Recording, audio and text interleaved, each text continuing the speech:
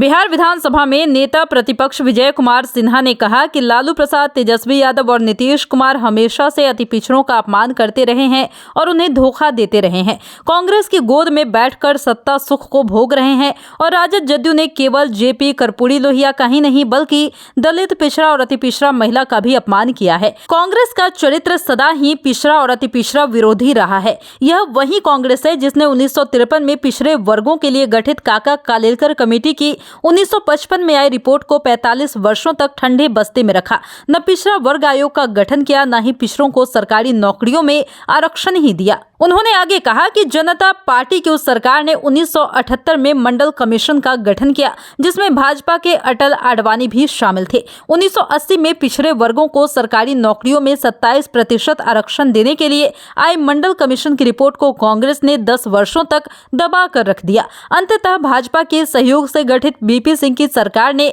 1989 में आरक्षण का प्रावधान किया। मंडल कमीशन की रिपोर्ट लागू करने के बाद पिछड़े वर्ग को केवल सरकारी नौकरियां ही नहीं बल्कि विभिन्न शिक्षण संस्थानों में भी आरक्षण के जरिए नामांकन का मौका प्राप्त हुआ। विजय सिन्हा ने कहा कि बिहार में पिछड़े वर्गों के लिए गठित मुंगेरी लाल कमीशन की रिपोर्ट के आधार पर 1978 में कर्पूरी जी की उस सरकार ने नौकरियों में आरक्षण की व्यवस्था की, जिसमें जनसंघ की ओर से कैलाशपति मिश्र मंत्री थे। इसके तहत सरकारी नौकरियों में पिछड़ों को एनेक्सर 1 और 2 के तहत आरक्षण लागू किया गया। बाद के दिनों में कर्पूरी जी के आरक्षण फॉर्मूले का नीतीश कुमार ने उपहास भी किया था। वो आगे कहते हैं कि बिहार में जब 2005 में भाजपा के सहयोग से सरकार बनी, तब जाकर स्थानीय निकाय के चुनाव में अति पिछड़ों को 20% आरक्षण दिया गया, जबकि राजद कांग्रेस ने तो 2001 में आरक्षण का प्रावधान किए बिना ही पंचायत और 2002 में नगर निकाय का चुनाव करा दिया था।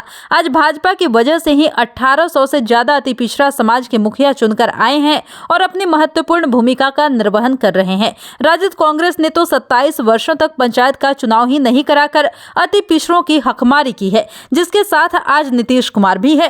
केंद्र की नरेंद्र मोदी की सरकार ने कर्पूरी लोहिया के सर्वसमावेशी समाज की परिकल्पना को साकार करने के लिए ही स्वर्ण गरीबों को भी 10% आरक्षण दिया, जिसका राजद ने विरोध किया था। गौरतलब है कि जब 1977 में कर्पूरी जी दोबारा मुख्यमंत्री बने तो SC/ST के अलावा OBC के लिए भी आरक्षण लागू करने वाला बिहार देश का पहला सूबे बना था। 11 नवंबर 1978 को उन्होंने महिलाओं के लिए 3, गरीब स्वर्णों के लिए 3, पिछड़ों के लिए और 20% यानी कि कुल 26% आरक्षण की घोषणा की थी। मगर आज उनके नाम पर राजनीति करने वाले 9 सामंत लालू और नीतीश आरक्षण का भ्रम फैलाकर समाज को लड़ाने की साजिश कर रहे हैं। इनकी सोच कर्पूरी लोहिया के विपरीत है, मगर बिहार की जनता उनके झांसे में आने वाली नहीं है। दीक्षांत एडुटेक लाया है दीक्षांत डिजिटल क्लास। दीक्षांत डिजिटल क्लास का उपयोग कर छात्र बना सकते हैं पढ़ाई को बेहद आसान और मजेदार।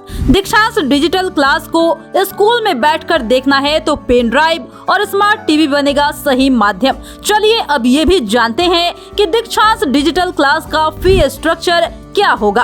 नर्सरी से लेकर UKG के लिए 7,000, नर्सरी से लेकर दूसरी कक्षा के लिए 12,000, नर्सरी से लेकर 5वीं तक के लिए 18,000, नर्सरी से लेकर 8वीं तक के लिए 24,000, नर्सरी से लेकर 10वीं तक के लिए 30,000।